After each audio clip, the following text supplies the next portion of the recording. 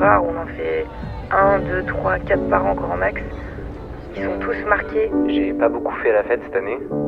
J'ai plus l'impression d'avoir entendu des mauvaises nouvelles tous les matins sur France Inter.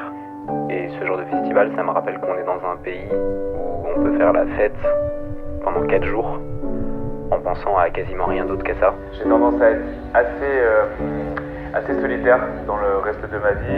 Et c'est vrai que pour moi, c'est un peu une bulle comme ça de rencontres. Je me sens libre de bouger comme je veux, de m'habiller comme je veux, de me maquiller comme je veux, de parler à qui je veux. Faut surtout pas que je ressorte en ayant fait ce que j'avais prévu de faire. Il faut qu'il y ait 3 quêtes secondaires et qu'en venant, j'ai oublié ce que j'avais prévu de faire à la base. Et je me le répète à chaque fois, en fait, tu vas pas à droite à gauche et tu te perds pas, sinon tu vas voir le temps va filer trop vite. C'est très différent d'un concert, on vient pour un artiste en particulier, on en découvre plein d'autres. C'est marrant parce que c'est pas forcément de la musique douce, c'est même assez rapide, mais moi ça me détend. Ça me permet vraiment de couper de mon quotidien, de mon travail.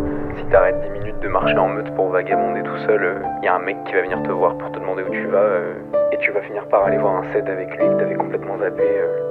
Et ce mec, ça se trouve, tu le reverras jamais. Mais c'est pas grave. J'ai tendance à avoir un peu peur un peu le FOMO de louper quelque chose avec mes amis.